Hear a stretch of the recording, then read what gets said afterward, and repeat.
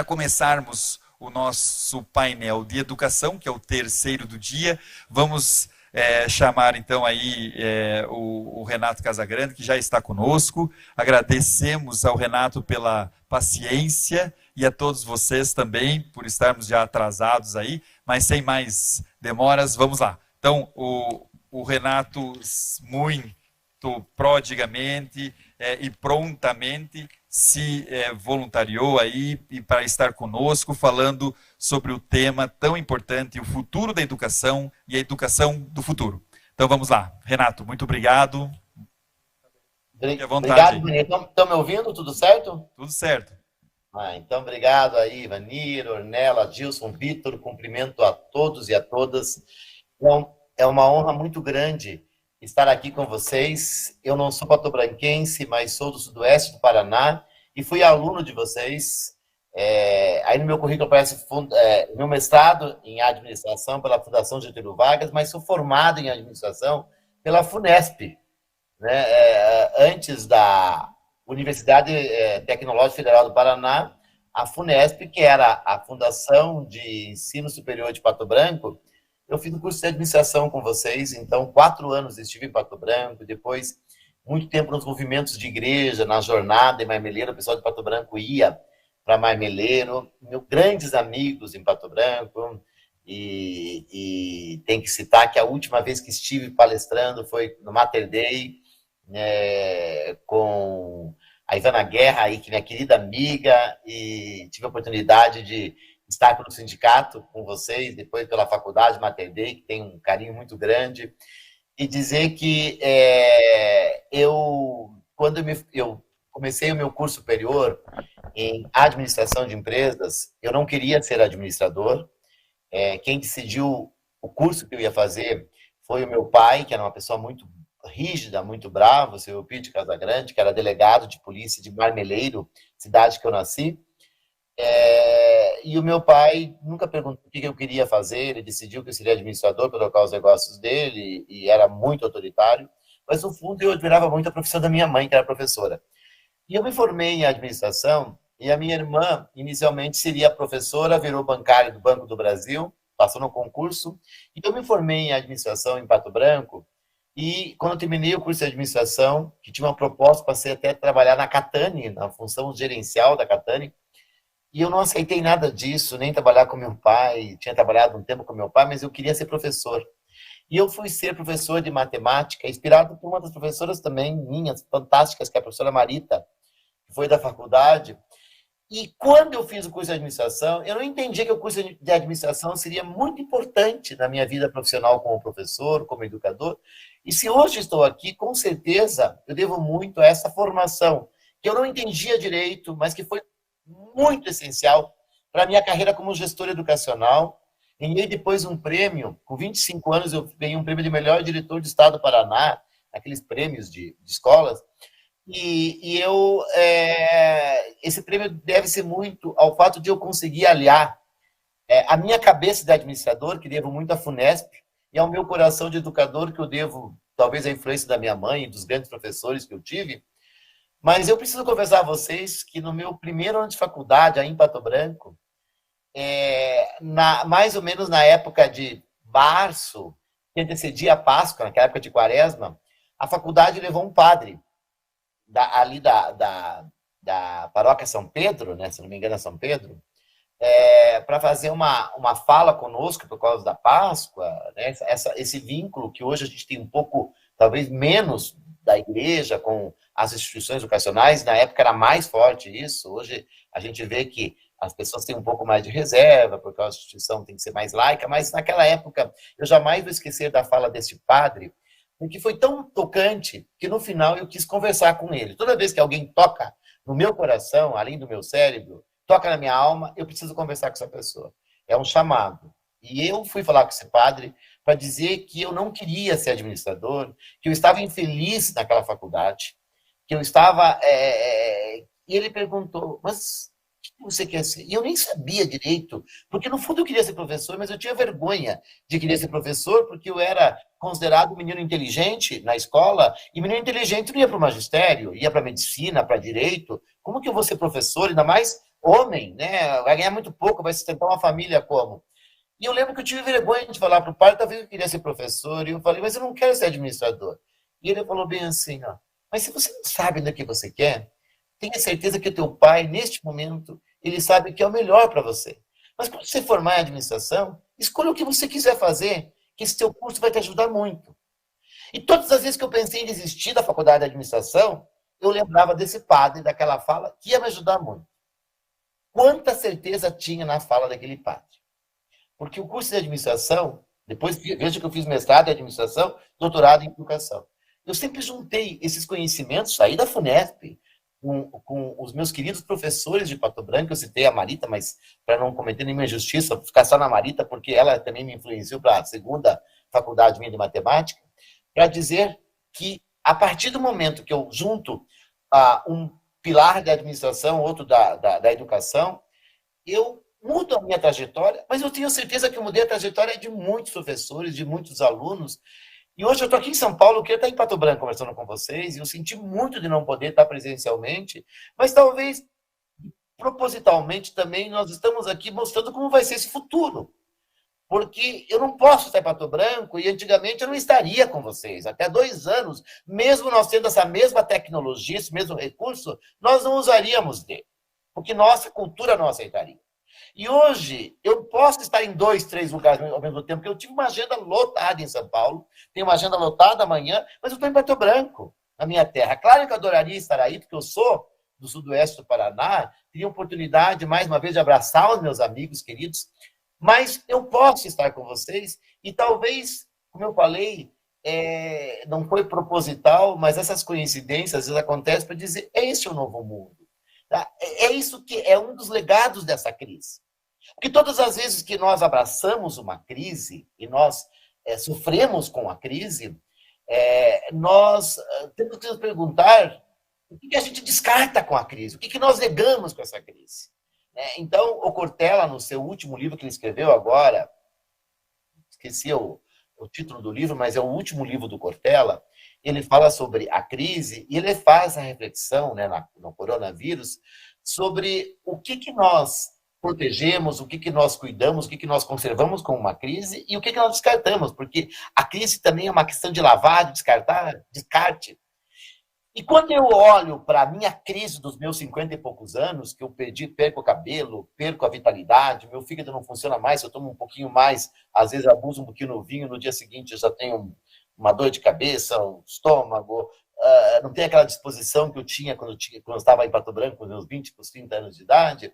Ao mesmo tempo, eu tenho tanta coisa que a idade me trouxe, que quando a gente quer colocar na balança, a gente gostaria de ter mais colágeno, né, e não tem, mas ao mesmo tempo, a sabedoria que eu consegui obter nesses meus 50 e poucos anos de vida, eu não troco hoje pelo colágeno, eu não troco, eu gostaria de ter mais musculatura, para dizer que a crise foi mais ou menos, a crise, a pandemia, principalmente essa crise terrível que nós vivemos, ela tem nos dado tanto, e tem nos oportunizado tanto, tirou de mim, por exemplo, a minha mãe querida, a minha grande Dona Amélia, que esteve em Pato Branco, que morreu agora na Páscoa, neste ano, que não foi da Covid, mas que a Covid acelerou a morte dela, tantas perdas de amigos, de queridos, mas, ao mesmo tempo, Deus jamais deixaria a gente viver essa crise se não tivesse grandes lições para nós tirarmos de um mundo que nós já não entendíamos mais o sentido dele.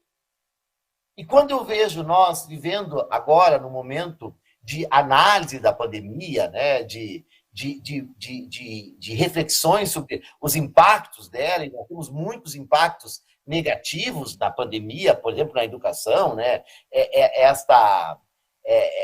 Este impacto, principalmente para os alunos das escolas públicas que são mais carentes, que não tiveram, não só a questão da internet, mas que não tiveram um ambiente de estudos. Quando nós fizemos uma pesquisa, eu sou presidente do Instituto Casagrande, fizemos uma pesquisa sobre os impactos da pandemia, principalmente com os resultados de 2020, no início de 2021, e juntamos a pesquisa da Fundação Getúlio Vargas, relatório do Banco Mundial, pesquisa da União Nacional dos Dirigentes Municipais de Educação, que é o DIME, e fizemos uma análise com mais de 20 mil professores, que nós também fizemos pesquisa direta, e chegamos a uma triste conclusão que, por exemplo, 15% dos alunos não tiveram nenhuma atividade, não aqueles alunos que se evadiram, alunos que estavam ainda vinculados ao sistema, não tiveram nenhuma atividade, né, na pandemia, e 55% dos alunos tiveram uma atividade, um ensino remoto extremamente precário.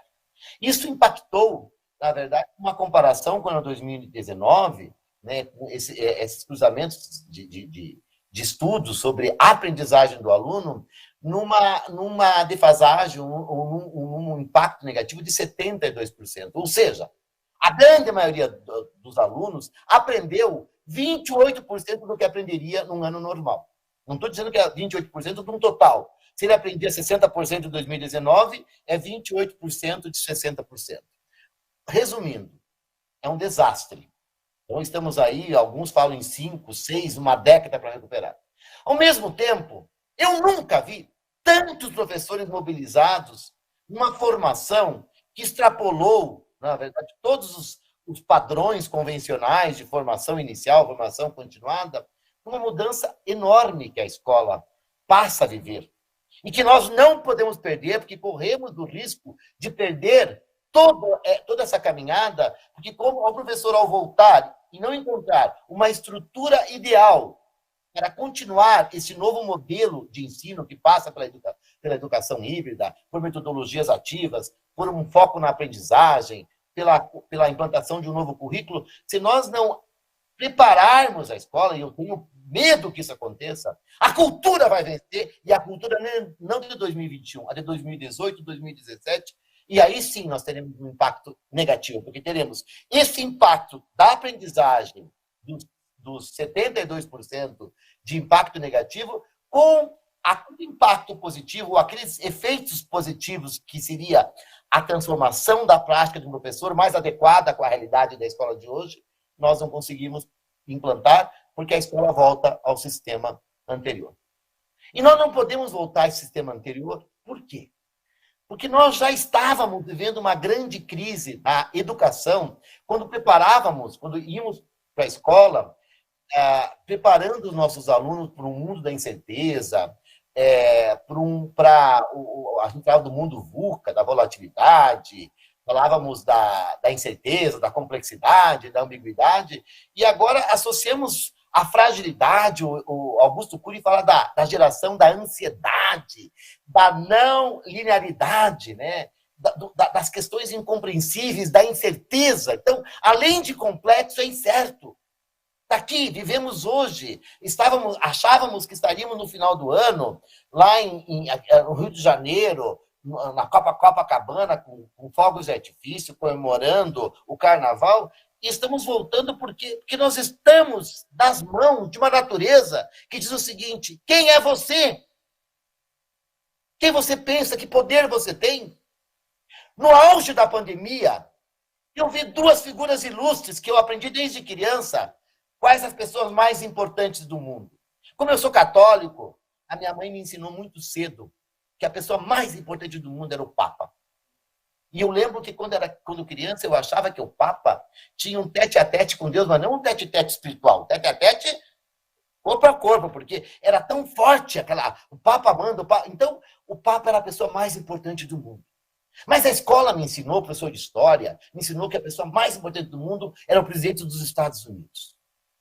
E num dia emblemático que todos nós assistimos, em nossas casas, fechados, isolados, apareceu o Trump assumindo que realmente a pandemia era incontrolável, e o Papa Francisco, com guarda-chuva, naquele Vaticano vazio, dizendo: não existe poder maior que esse universo, essa natureza, que eu chamo de Deus, né, essa força, que diz o seguinte: homem, mulher, você não é nada. E aprenda uma coisa, e aprendamos uma coisa, como diz o grande Edgar Morin, que lançou 2 livros na pandemia. Vamos nos preparar para as crises, porque a crise é uma constante. Se a crise acontecia de 5 em 5, de 10 anos, porque eu vivi com crise, era a crise da agricultura, né, lá no sudoeste do Paraná, meu pai era enchente, depois era a crise da seca, daí tinha crise no comércio, a minha mãe já falava em crise educacional com professora, crise de salário.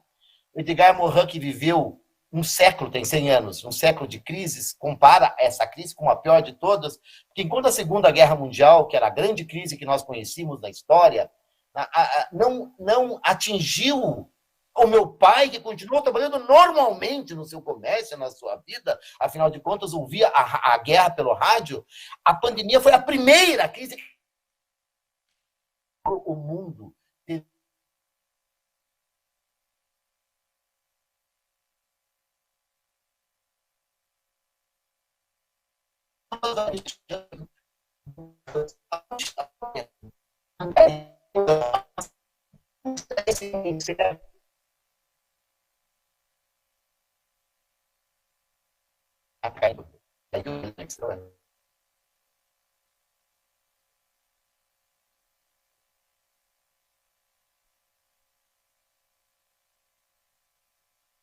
Onde que eu parei? Caiu muito já.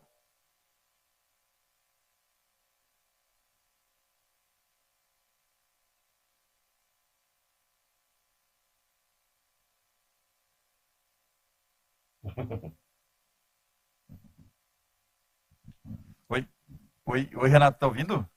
Oi, tô ouvindo. Opa, nós não estamos vendo você, mas ouvindo nós estamos. Tá me ouvindo? Estamos?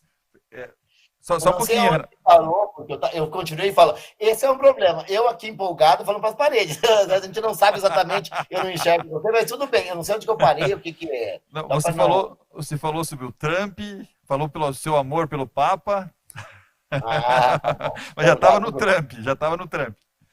Tá bom. Então eu vou Então, tentar ser mais sucinto, até por causa da conexão. mas então, e viu, Renato, só espera um pouquinho, a gente está tentando voltar aqui.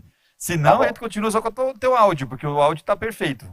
Mas só se tá espera um bom. pouquinho aí. Vamos lá, então vamos.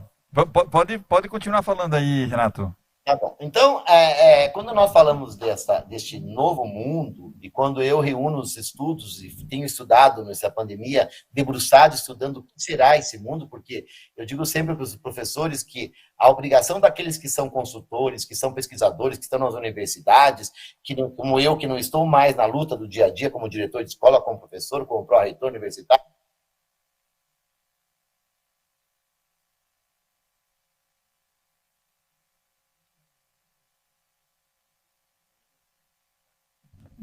Oi, Renato?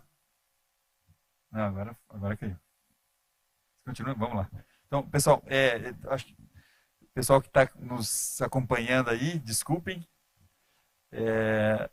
mas vamos tentar reconectar daqui a pouquinho. Acho que vamos ver se conseguimos. Se não, nós vamos dar sequência, né, com os demais panelistas aqui presentes.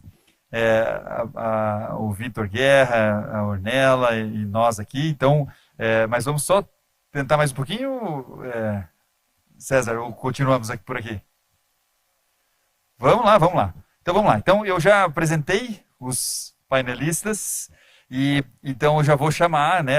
Então, por favor, Vitor Guerra, vem aqui conosco, vamos sentar aqui. A Ornella também, Bertuol, por favor, vem aqui. E então nós vamos dar sequência, vamos continuar aqui com o Vitor. E, por favor, podem sentar, fiquem à vontade, vocês dois.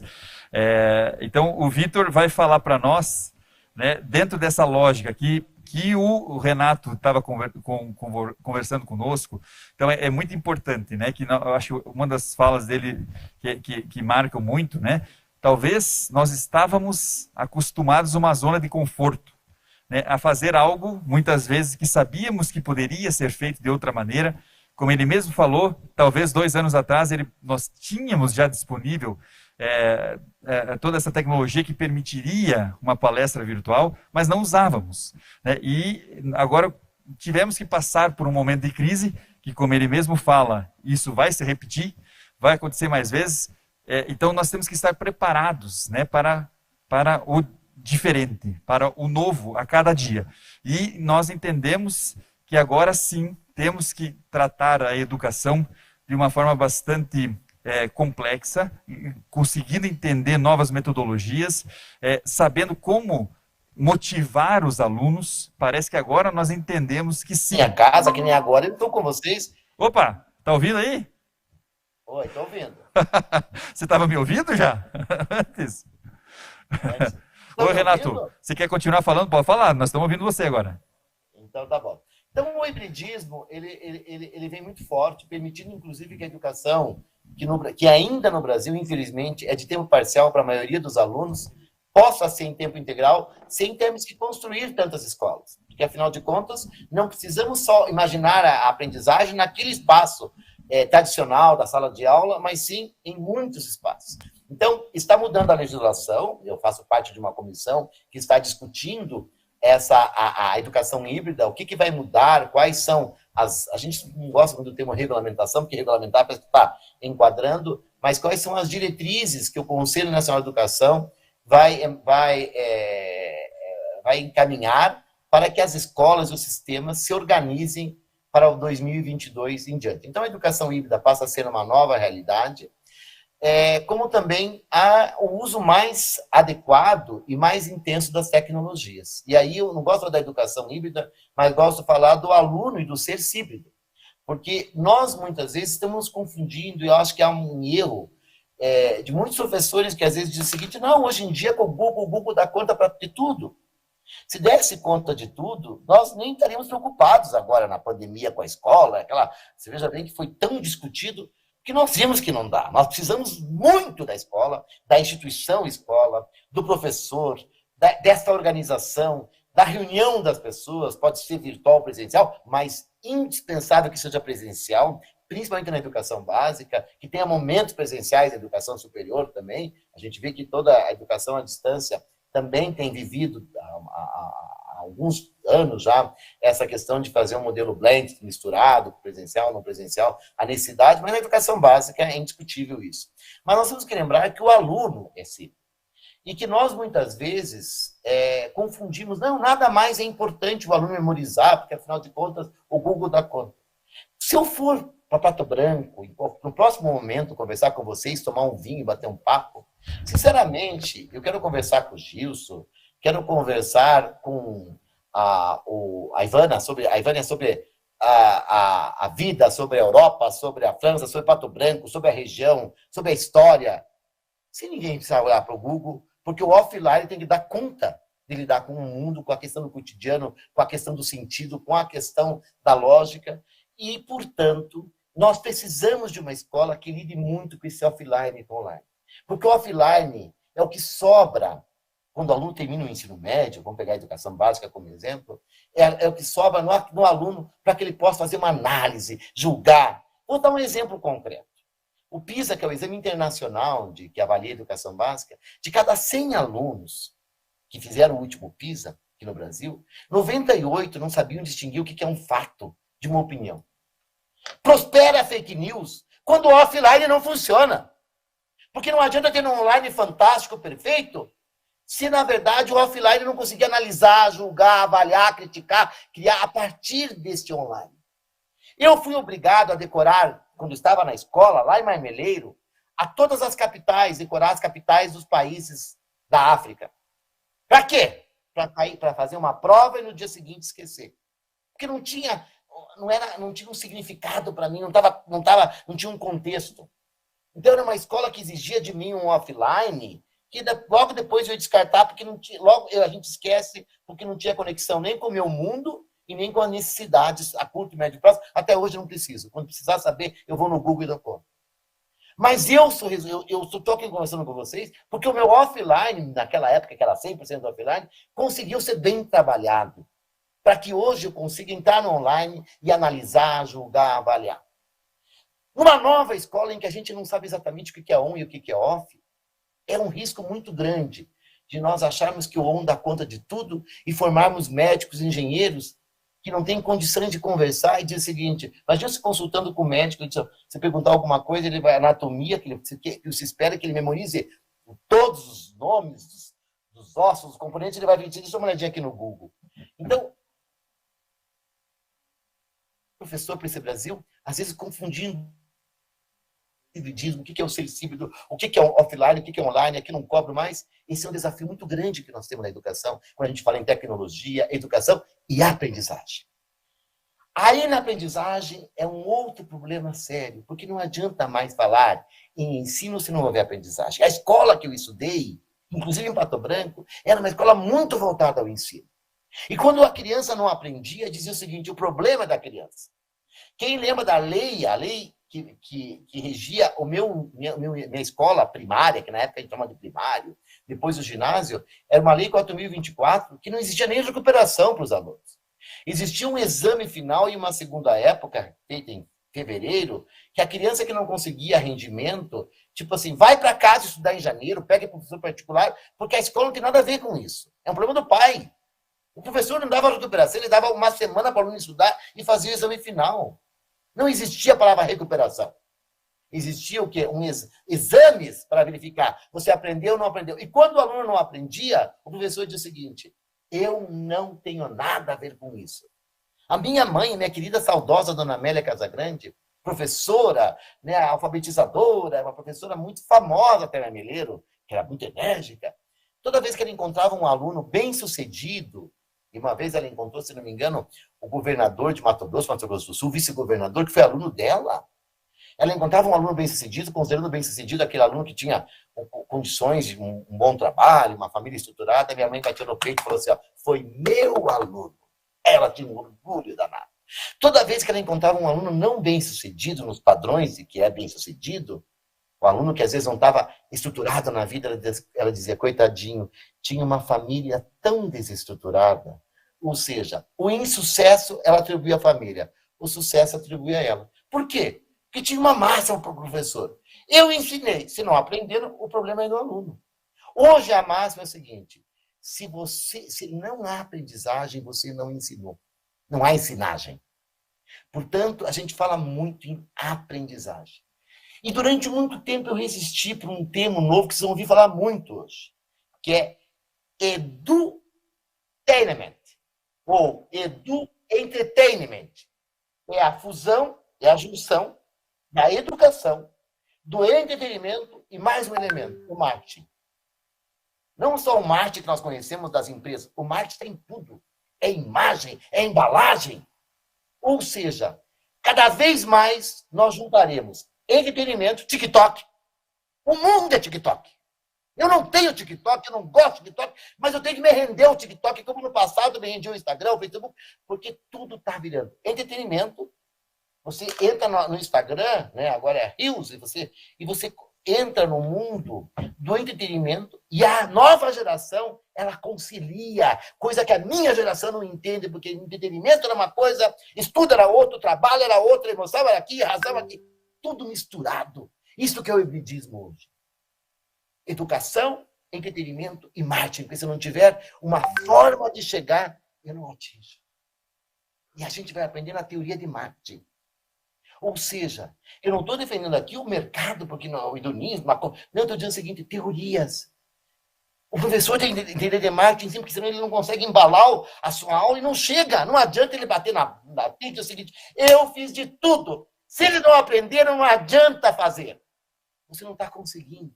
E aí sim vem a aprendizagem colaborativa, ativa, significativa, aplicada. Tudo isso vai ser possível se nós entendermos que essa nova geração de alunos pensa diferente, age diferente, aprende diferente. Mas nossas faculdades continuam formando ainda para o passado, ainda para o aluno com aquela estrutura. Os professores, infelizmente, nas universidades, eu trabalho com muitas universidades, na formação inicial e continuada, ainda estão com dificuldades para entender essa nova formação, essa nova geração.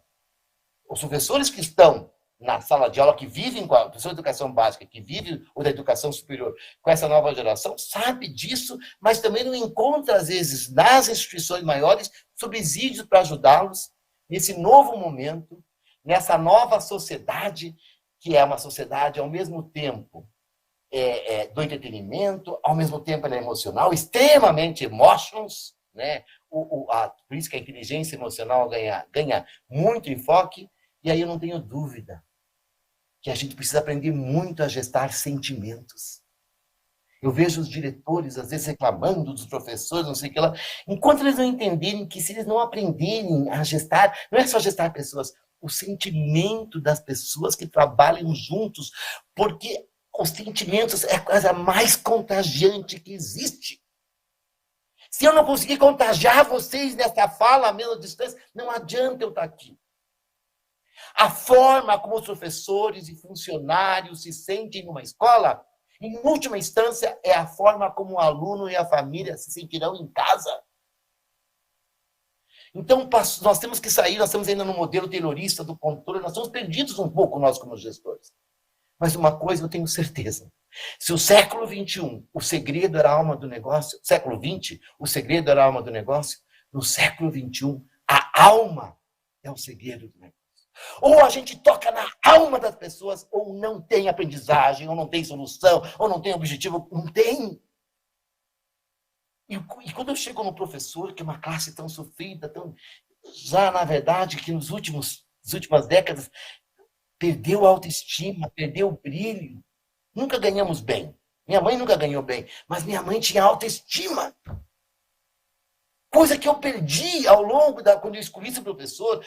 Eu demorei muito para recuperar minha autoestima. Eu tinha vergonha de dizer que eu era professor.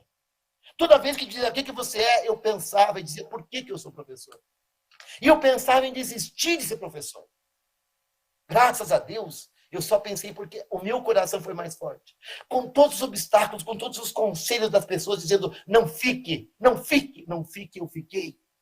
Nunca vou esquecer que numa das crises que eu vivi no magistério, na escola pública, em Curitiba, no colégio Loureiro Fernandes, no JuVV, eu nunca vou esquecer que eu cheguei a um professor chamado Arquelau e falei, professor Arquelau, eu quero largar o magistério, eu quero largar a escola pública, me dê um conselho. Era o professor mais velho da escola. Ele tinha 73 anos na época. E 73 anos na época era uma pessoa mais velha do que é 73 anos hoje. Era tipo assim, ó, é o mais sábio da escola. E ele olhou para mim e falou bem assim, Renato, tocou no meu ombro e falou, fuja dessa desgraça enquanto é tempo. E eu achando que ele ia, na verdade, me dar um conselho, fique! E ele falou, vai embora. E eu olhei para ele e vi que ele tinha feito tudo errado na vida. Hoje ele já se foi embora, porque ele tinha deixado que a graça da educação, do magistério, do coração do educador, lá atrás, em algum momento, fosse embora. E trabalhar sem graça, sem o coração brilhar, é uma desgraça para a vida. E eu olhei para ele e falei bem assim, ó, tudo que eu não quero é chegar como ele. Mas daquele momento em diante, eu peguei aquele conselho dele, peguei aquela palavra desgraça, que eu acho uma palavra triste, tirei o joguei fora e fiquei com a graça de ser professor. E eu estou honrado hoje de estar aqui, ó, aqui em São Paulo, conversando com um Pato Branco, para dizer, eu sou um ser agraciado e abençoado por Deus por ter escolhido o magistério e por nunca deixar que a vela e a chama da esperança se apagasse dentro do meu coração. Ela, muitas e muitas vezes, como aquela ventania, a chama ficou curtinha, mas ela não se apagou. E aí eu vou lembrar que a escola é a usina da esperança de uma geração. 84% das nossas crianças estudam em escolas públicas que, às vezes, vão para a escola com um professor sem a chama da esperança. Que esperança? Como que eu posso imaginar um futuro, que legado eu vou deixar para novas gerações, se eu não estou, na verdade, contribuindo para que essa chama fique acesa? E as ventanias estão fortes demais.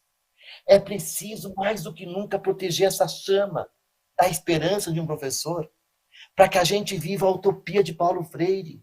Sim, porque Paulo Freire, quando pregou a utopia, ela não pegou a utopia do irrealizável. Ele pegou a utopia do antecipável.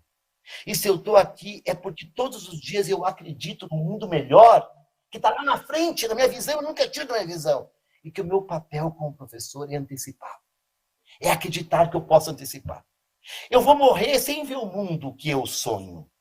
Mas eu tenho certeza que eu tenho que morrer deixando ele melhor.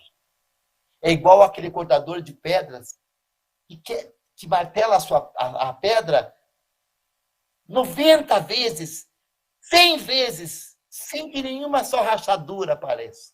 Mas, no entanto, na 100ª martelada, a pedra se abre em duas. E ele sabe que não foi aquela martelada que quebrou, mas todas as que vieram antes.